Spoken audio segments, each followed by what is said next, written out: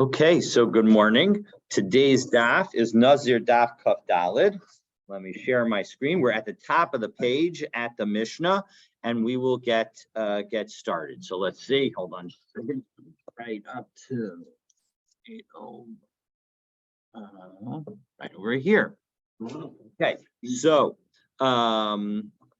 screen. And so it's a brand new topic today. We're starting a new Mishnah. The question that is being dealt with in this Mishnah is the following. We know that a husband has the right to revoke the vows of his wife. And one of the vows that can be revoked is a vow to become a Nazir. And so as a result of that fact, what happens if the husband revokes that vow after the sacrifices have been set aside? Now, if it's after the sacrifices have all been offered and the total Nazirut is finished, well, then obviously there's nothing more to do, and there's nothing to be done about it. But so the question is if if the husband revokes the vow immediately before the sacrifices are offered, what's the story in that situation? So that's what we're talking about now. So Ha'isha Shenadra, as we pick up with the Mishnah, second line on Kafdal and Amanal, Ha'isha Shenadra ben Nazir. So a woman became a Nazir, and Vehifrisha es behemta, and she's ready. Baruch Hashem, the period of her Nazirut is ending. It's been at least 30 days. And she is going to be now offering the sacrifices at the end of her time. And if we take a look in the Tosos third line from the top on Kafdal and Amud Aleph, Ha'isha Shenadra b'naz v'hisher b'imta. B'imta is actually singular, it means her animal. But Tosos points out at the beginning of it, Shlosha behemot. There were actually three animals. The first animal is kivsa lechatas, a female sheep for a sin offering. Keves, a male sheep leola, as a fully burnt offering, an olah. Va'ayil, and a ram, a male ram, l'shlamim. That would be the shlamim offering. So you see you have these Shehain Korban Nazir, because those are the sacrifices that Nazir Tahor, Shehain Korban Nazir Tahor, because those are the sacrifices that Nazir Tahor would bring. Okay, and now what happens? V'achar hefer labala. We turn back into the Mishnah. So and afterwards, the husband undid the vow of his wife. So im shelo haisaha behema, if the animals belong to him, teitze v'tir be'eder, they can just go out. Meaning she tried to separate them and make them holy, but they were not in fact made holy. And let's take a look. Let's continue back to the Tosos. We're in the top of the narrow lines in Tosos, and it says, Va'achar kach hefer la, right? Afterwards, the husband revoked the vow. Hefer la ba'la, the husband revoked the vow. Im mishalo, if the animals belong to him. Haisa habehima, if the animals belong to him. Teitze v'tir be'eder, they can go out and now graze with the rest of the flock. The cave and the hefer la ba'ala, because the husband has now revoked her vow, ein kan nazirus klal. There's no nazirut at all here. And the animals that were separated, din chulin aleha, they are not consecrated at all. They are unconsecrated. K'da'amar b'gemara, as we will explain in the Gemara, that what can the husband say? Ki ekni la midi d'tzricha la. What am I trying to give to you? What are the things that you have the rights to? You have the rights to things that you actually need. But now that you're no longer a Nizirah, so you don't need these animals. Midi de lo tzricha la, lo aknila. I'm not giving to you the rights to anything that you don't have the right to. V'nimtza shelo haisa kodesh klal. And so as a result, these animals aren't holy at all, because in order for her to make the animal holy, she has to own it. But if it's his animal, and of course, remember that according to the Gemara, anything that a woman owns in the marriage is effectively the husband's, with very few exceptions, and we will see some of them today. V'im shalah haisa habehema. But if the animal belonged to her, so and take a look in Tosos, the next Tosos down, imishla habema, the Gemara mefarish me ayin tabola shelo yehe lebaala rishusbo. How, and then Gemara, we're going to explain how it could become hers without her husband having any possession of it. Because if the husband has even any rights to it, remember that there are things that really belong to her, but the husband has rights during the course of the marriage. And so as a result, the question is what would the husband not have any rights to? That's the issue.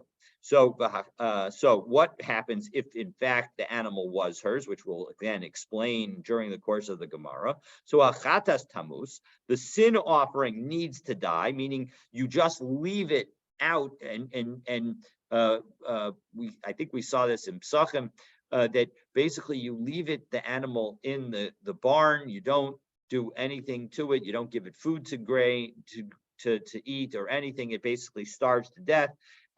That's what you need to do, because you can't benefit from it. You can't do anything with the animal. The ola, on the other hand, the ola tigrav al ola. The ola is offered as a voluntary offering, as you can offer it as an ola, and shlamim tigrav shlamim. And the animal that was set aside as a shlamim, that's okay. You can give it as a shlamim. However, when you give it as a shlamim, there are certain rules associated with the shlamim that relate to a Nazir, namely that ordinarily a shlamim offering is offered for 2 days and 1 night. So that means that if I were to offer the shlamim offering right now, I would be able to eat it for the rest of today, all night tonight, and all day tomorrow. And of course, that's there's a lot of food in that animal, so it's good that I have a longer amount of time.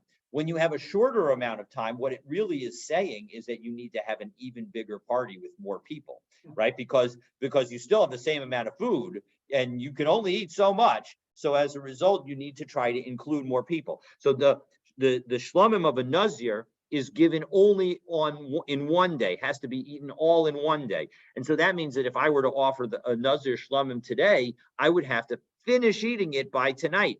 That's a lot of food. That's going to take a lot of people. So we're going to have a nice big party. So the point is that when it comes to v'ne'echalim l'yom echad, when it comes to the way you eat it, you have to eat it like a shlamim of a Nazir.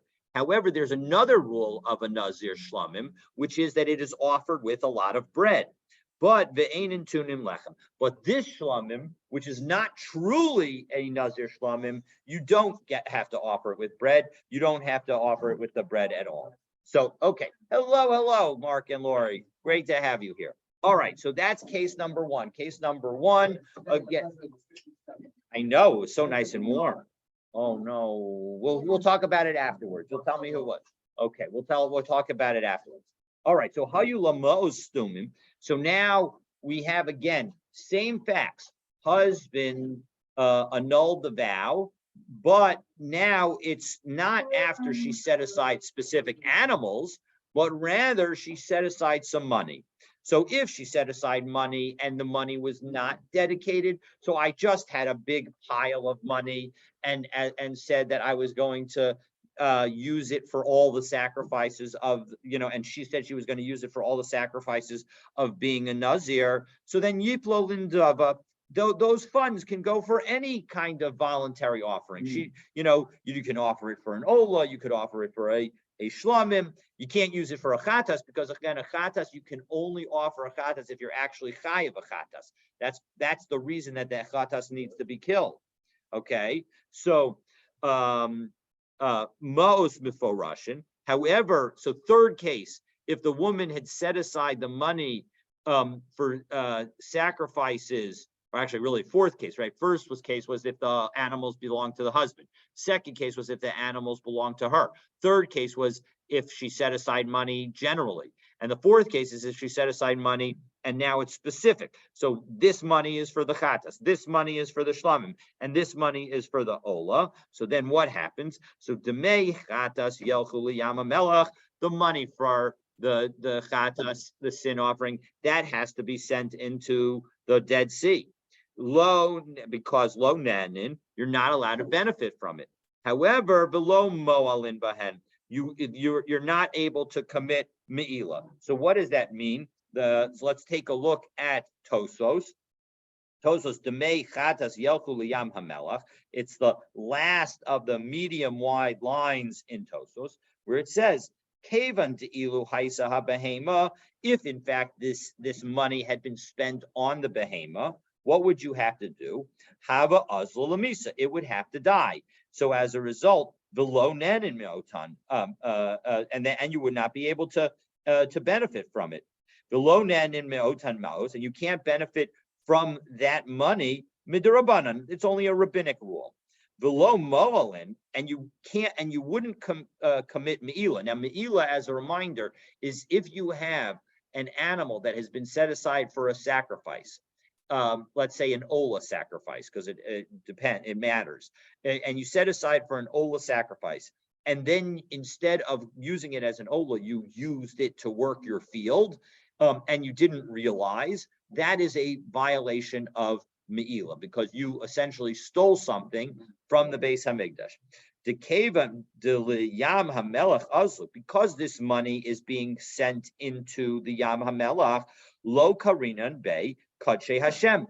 It is not considered something that is holy to God, meaning you're not allowed to benefit from it. It's sort of like an uncertain situation. We're not allowed to benefit from it, but it's not considered as if it is totally sanctified. So too with the animal that we discussed before.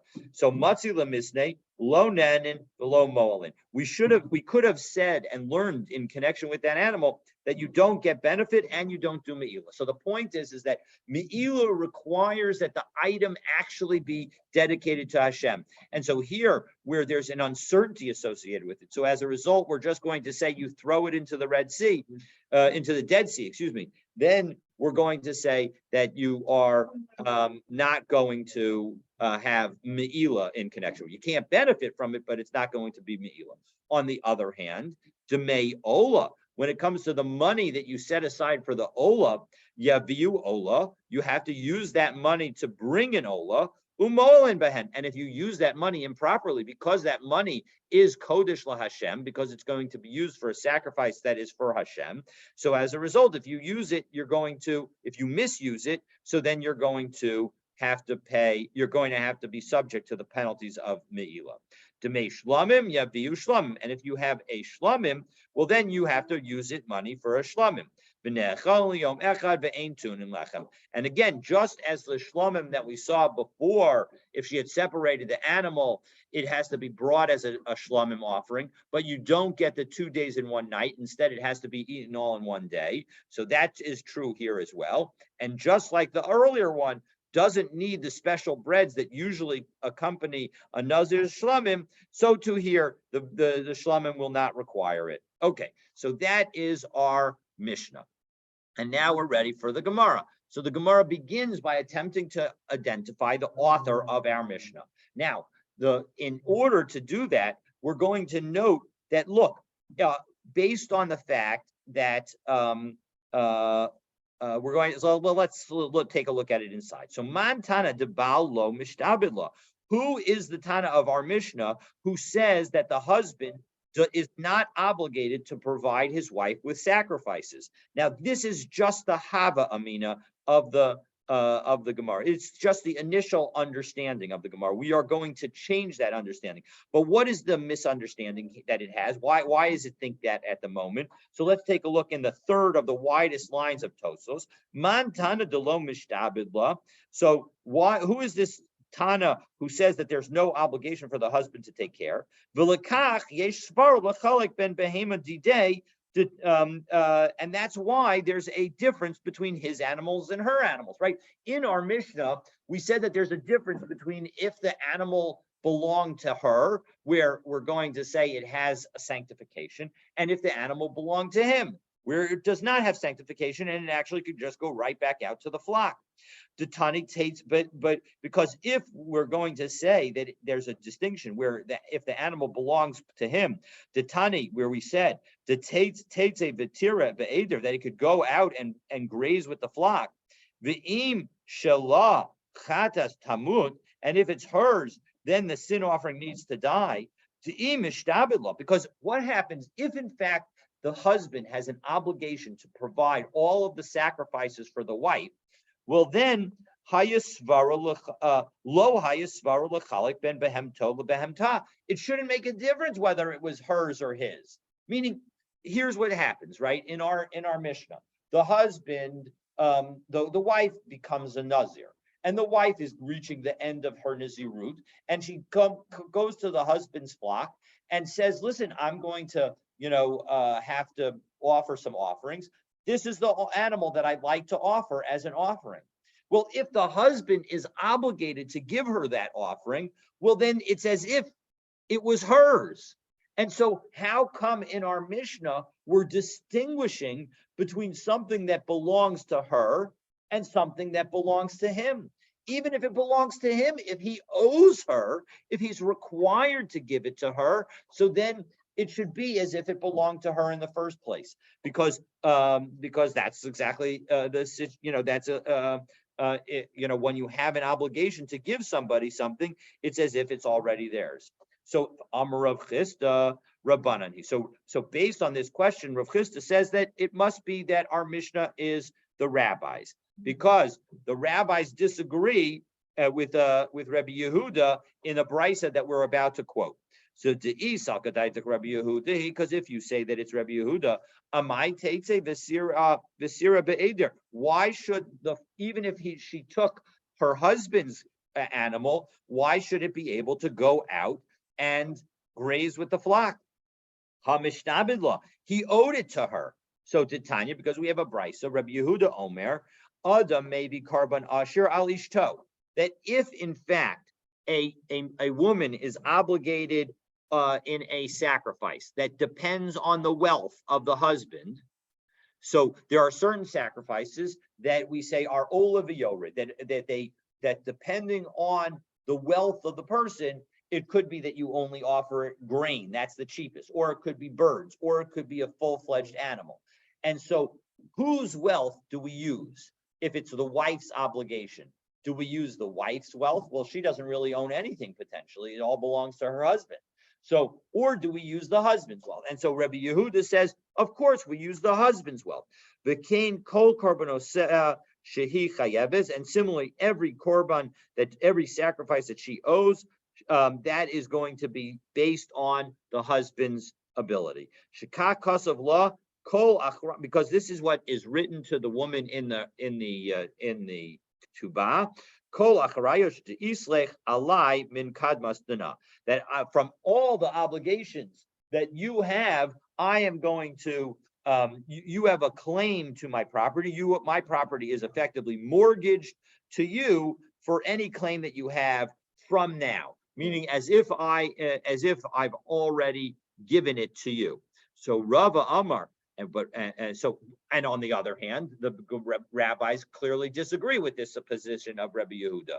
And so if in fact it were Rabbi Yehuda, then because the wife has the right to the animals when she's trying to make them sanctified, so they should all be sanctified. So Rava says, no, not necessarily. You don't have to read our Mishnah and read Rabbi Yehuda as saying that she has an automatic right in this situation, because maybe afilu tamer Rabbi Yehuda. You could even say that our Mishnah is consistent with Rabbi Yehuda. Why?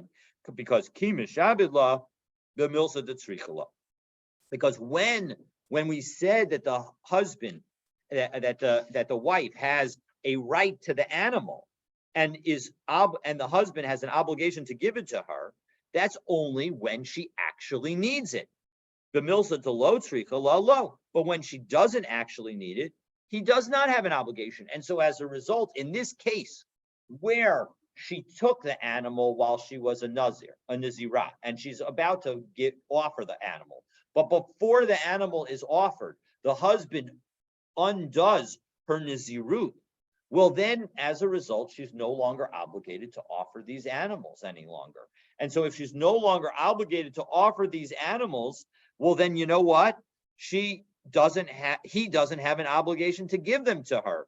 And so as a result, when she made them holy, she didn't have a right to them. And so as a result, whether you say it's the rabbis who say the husband has no obligation, or the Rabbi Yehuda who says the husband has an obligation, either way, we can understand our Mishnah as being consistent with both of these views, because the point is that until the wife actually has to bring the sacrifice, there is no obligation for the husband to provide it. And so as a result, when she makes the animal into a sacrifice, she's not acting on something that belongs to her. And since she's not acting on something that belongs to her, well, then her action is as if it was null and void. And so as a result, the animal that we might have thought was holy can go back to the flock and graze as normal.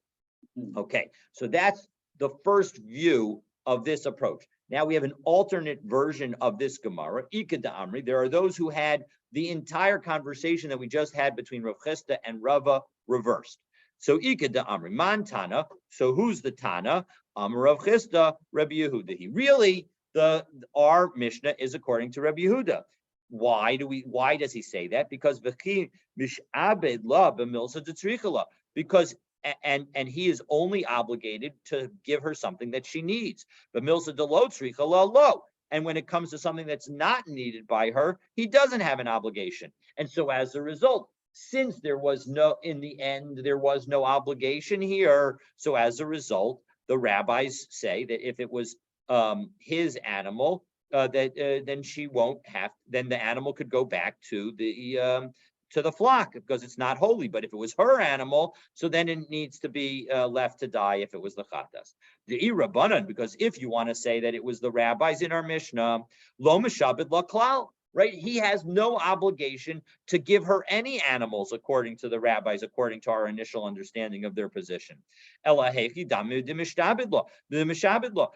do we find a situation where he should be obligated to give her an animal? Because the point is that if, in fact, he is obligated to give her an animal, well, then the animal belongs to her. So as a result, there's no situation, according to the rabbis, where we should be differentiating between her animals and his animal. Because if you want to say that he gave her the animal, well then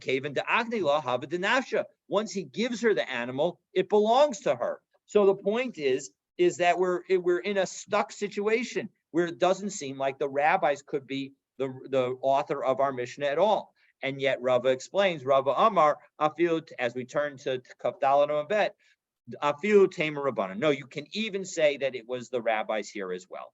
Because Ki Mikne Law Nami B'Milsa D'Tricha Law. That again, when the husband gave her the animal, he gave her the animal as something that she would need.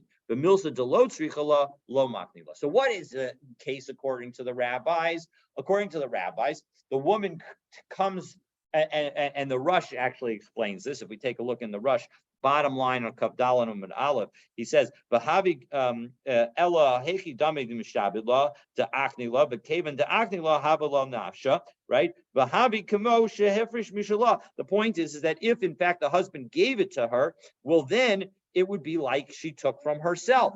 The lo myri shehikna la karbonosa halatzorach nazir. Now, of course, we have to understand that we're not talking about where the husband gave her the offering, knowing that she was going to use it as a nizirah, because if that were the case, the im kain nicholai commotion nadra, then it would be as if he confirmed her vow. So as a result, Commander Amar Kayim lechi v'lo matzi sulam efer, and he wouldn't be allowed to revoke it any longer. So Ella mikvar amarla, he must have already told her im titzrichi karbanos kechi me'edri. If you ever need a korban, just go ahead and take a korban from my flock. And so what the rabbis are saying is the following, is that the husband must have given the right to the woman to take it. But that right is qualified by only if in fact it's needed. So even if the woman takes it when she needs it, if the husband then revokes it, then because she took it from the husband, and the husband only intended for her to have rights to it if in fact she needed it, and now she no longer needs it. So as a result, even the rabbis would say that the animal goes out, even though the husband had given her the right to take it. So the bottom line is that our Mishnah can go both according to the rabbis and according to Rabbi Yehuda. And we've now explained the situation that either way, we can distinguish between an animal that belongs to her and an animal that belongs to him. And now, of course, we get to the question that we started with, which is how in the world, and that we saw in Tosfos, how in the world can she have any personal property, right? Because all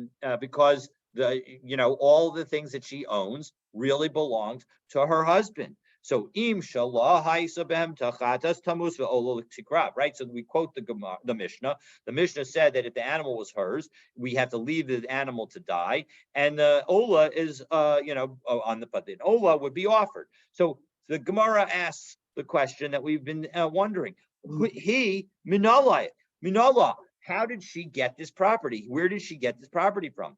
So ha amrat masha kansa isha kanabala, because we have a general rule that anything that the wife acquires belongs to the husband. So if you were to give to my wife something, then it would automatically belong to me as well. And so as a result, we can't just say that she got the animal from somebody else. That wouldn't work. So Amar Rav Papa. So we're gonna offer two answers. Shikmatzata isasa, that she scooped up her dough. She scooped up her dough. So now, what in the world does scooping up her dough mean? So let's take a look in Tosfos. So Tosfos here helps us. So we're going to take a look in the second Tosfos on Kaf Dalet Amabet. Shekimtsasa mi'isasa, said shekimtsa mi'ista, that she scooped up from her dough. V'im tomar v'ha amar beperak apal pi demuter mizonos labal demoser mizonos labal. So the initial thought of what Tosfos thinks this means is that she had leftover food. Okay, she had leftover food, right? So she just scooped a little bit of the flour away, and so that was hers. But the problem is that we saw in Maseches Ksubot, Daf Nun Tet Amud Aleph, that anything extra that she has of her food goes to the husband. So v'yesh lomar dahachi ma'risha amar la se'i ma'aseh yadecha b'mizonosecha v'nisratzta b'kach. So the situation is maybe what we're talking about here is where the husband told the wife, listen, you earn your earnings and pay for your own food. And she said, you know what? That's a good deal. I'll take that deal.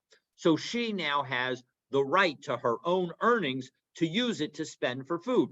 And if that money, which she would have spent for food, she saves some of it and uses it for this purpose, to buy an animal that she's now going to offer as a sacrifice, that could be how she has the money. And so as a result, what's left over from what she worked, that definitely belongs to her. Okay, so that's possibility number one of what shekimtsa mi'ista means. That it means that she was able to earn the money for her own food, and she left some of that money over, and she used that money to buy an animal. V'otiritz haram, the Maharam suggests amrinan motar mizonos labal, that when we said that the extra mizonos belongs to the husband, that's kagon shekat kitzvula kach v'kach dinaran l'Shabbos. That's where the husband set aside a certain amount of money for her for the week. V'huzlu hamizonos, and now the food got cheaper. And so as a result, when the food got cheaper, well, the husband had only intended to give her, enough money to feed her for the however many meals there are during a week. 17 meals, 14, I guess 15 meals during the week, 2 on every day and 3 on Shabbos. Shadai laba osa kitzva, right? That then he was giving her enough for that amount of money. Kedei sava to v'hoter oto motor labal. And so now that she has left over, that money doesn't really belong to her. That money belongs to him. Aval hacha. Here, what are we talking about? Myri shekimsa meista shelo huzlo hamizonos. That the money, the value of the food did not get less expensive. Ela kimsa upitcha mipia. She actually scraped out of her own mouth, meaning she chose not to eat as much.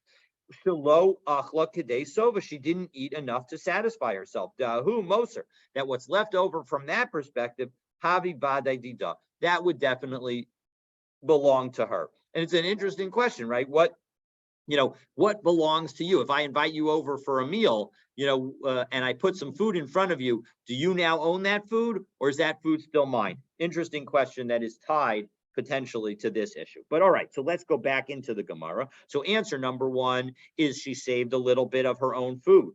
That some third party came to her. And what did they say? I'm giving this to you on the condition that your husband has no rights in it. And so as a result, those are 2 ways that a woman can have her own possessions that in which a husband has no rights whatsoever. So, all right, so that is the discussion in our as to how the woman could have her own property to have her own animals. All right, so ha'ola tikrav ola v'hashlamim tikrav.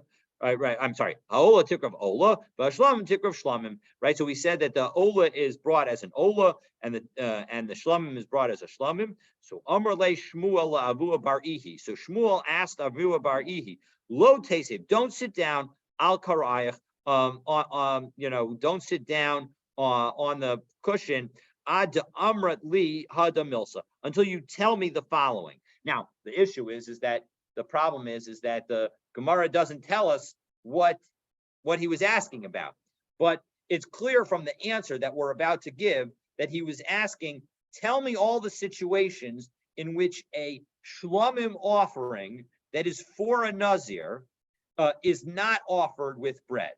So the answer is, so Avua answered back, these are the 4 rams that are not offered with bread, even though they were separated as a Nazir sacrifice. Shalo, if it belongs to him, Shvishalah, if it belongs to her, Shalachar Hamisa, if it's after death, Shalachar Kapara, or if it's after atonement. So what that means, those are the 4 cases we have to explain. So we're going to explain it right now. What is shalah? So we're going to do it in the reverse order in the first 2. What's shalah? Shalah is hada amran. That's our case here. If a wife was a Nazir and she became exempt because the husband revoked her Nazirut, well then the korban shlamim that she had set aside is offered without the bread. Shalo, what's the case of his? Well, Ditan, it's a Mishnah that we're going to learn in a couple of days, maybe over the weekend. Ha'ish madir es beno benazir. If a man declares that his son should be a Nazir, v'ein ha'isha maderes es benazir. But a woman's not able to declare that his wife is that her son is a Nazir. So a man has a power that a woman does not with respect to declaring that their son is a Nazir. So gilach osha gilchuhu krovim. If the son shaves his head, meaning showing that he does not want to be a Nazir, or his relatives shave his head, micha o michshemichuhu krovim, or the son protests, or the relatives protest on behalf of the son. Hayulo ma'ostumim. So in that situation, if there was money set aside already for the korbanot, but it was not set aside specifically, then the money can go for any kind of offering. Most meforishin, if the money had been set aside with certain money for the sin offering, certain money for the chatas offering, certain money for the ola offering, and certain money for the shlamim offering, then what would happen? To make chatas yelchu liyam, the money for the sin offering needs to get thrown into the Dead Sea. Demay ola yaviu ola umolin bahen. And when it comes to the money of the ola, you use it for an ola, and if you use it improperly, then it is meila. Demay shlamim yaviu shlamim. And if it's for a shlamim, if the money was set aside for a shlamim, that money is also used to bring a shlamim. And as we saw in our case, in our Mishnah, the money is used for a shlamim that is eaten all on one day, and you don't bring the breads along with it. So this is case number 2 of where you can have a shlamim offering for a Nazir that is not, in fact, offered with bread. And the answer is because in the end, although it was separated when the person was a Nazir, in the end, the person did not actually have a Nazirut. And so as a result, the offering is not offered at all. All right, so that's case number 2. Case number 3, shalachar misa minalam. How do I know about the case about after death? So, Tanya, hamafrish maos l'naziru. So, if somebody sets aside money for the sacrifices of Nazirus at the end of the Nazirut, the lo nenin, you're not allowed to benefit from them. The lo molen behen, but you're also not committing meila if you misuse them. Because you could just, again, if you did not set aside them for anything in particular, you just set aside them generally because you're able to use all the money to bring a shlamim. Mace, v'hayulo mo'ostumim, if the person died and he had unspecified funds, so yiplum dava, they could go for any kind of voluntary offering. Most meforishin, if he had separated the funds specifically and had died, so demechatas yolach liyamamelach. Again, we see the same principle that the money set aside for the sin offering gets thrown into the Dead Sea. Lo nenin v'lo molin, and again, you're not allowed to benefit from it, and it's not meila, as we saw in our Mishnah. Demei ola yaviu ola umolin behen. When it comes to the money that was set aside for an ola, you use it to bring an ola. And if you misuse the money, well, then that is a case of meila, because that is something that is going to be for a korban for Hashem. Demei shlamim yaviu shlamim. And again, money for a shlamim you use to bring a shlamim. V'ne'acholim l'yom echad. And again, it's eaten for one day. V'einan te'unin lechem. And you don't bring the breads with it. So what is the case of la'achar misa? The case of la'achar misa is if a Nazir sets aside the korbanot, or sets aside money for the korbanot, and included in that is money for the shlamim, and then unfortunately that Nazir drops dead, well then that shlamim still will get offered, but it will be offered without the bread. All right, shalachar kapara. What about la'achar kapara? Well, that case is not discussed or not detailed in the Gemara, but let me tell you what the case is outside, and that is that it's the following.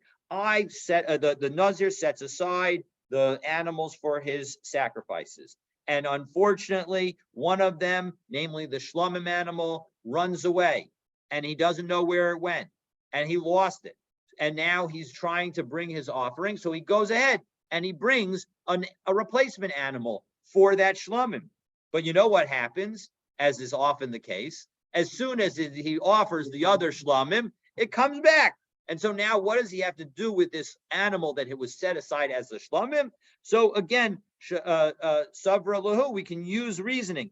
Shala'achar hamisa my tam. What's the reasoning that the shlamim, where it was brought after the person's death, is brought without bread?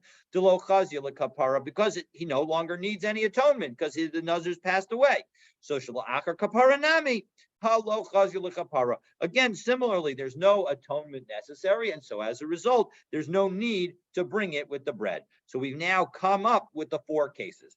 So the Gemara follows up and wonders, V'suleka, 1 second, are you telling me that there are no other cases? V'ha'ika, I can tell you, I can show you a brisa that talks about another case where there's a Nazir's shlamim that is offered without bread. Because what do we have?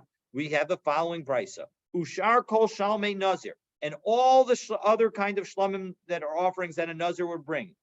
sheshachatan shelo k'mitzvasan. If they are slaughtered not according to the way they are commanded to be slaughtered. And this is understood to mean either you have the wrong age of the animal, or the Kohen who does the slaughtering didn't have in mind that this would be a shlomim for a Nazir. Well, ksherim, it's still a kosher sacrifice. V'lo olun l'balin l'shum chova. It does not satisfy the owner's obligation to bring the shlomim for a Nazir.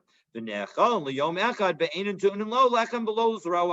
it doesn't require, and you can only eat it for one day, because again, some of the rules of the Nazir Shlomim will apply, but you do not have to bring any bread, and you do not have to do the zroa waving of the zroa, which is I believe goes to the Kohen. So all of that doesn't have to happen, which would ordinarily happen with a regular Nazir Shlomim.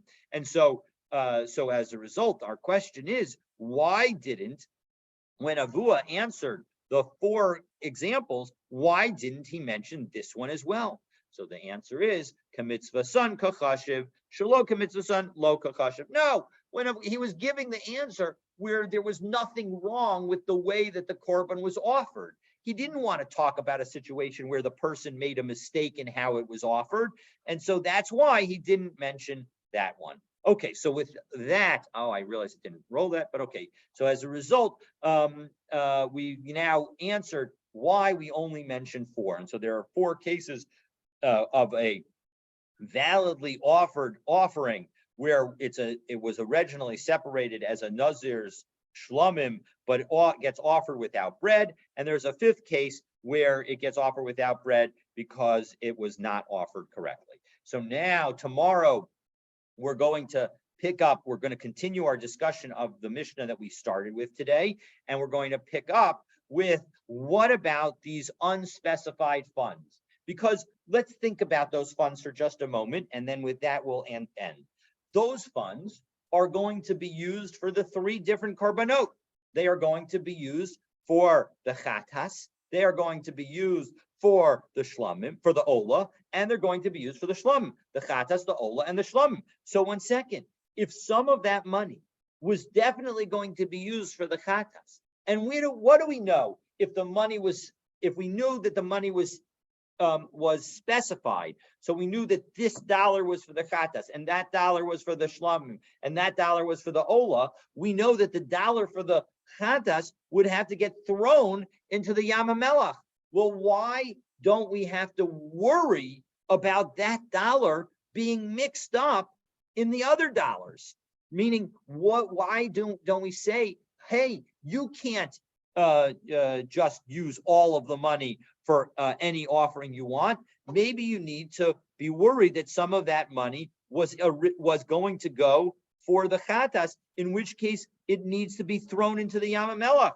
So that is the question that we're going to be taking a look at, God willing, tomorrow. So I wish everyone a wonderful day, and I look forward to our continuing our learning tomorrow. There was a baby.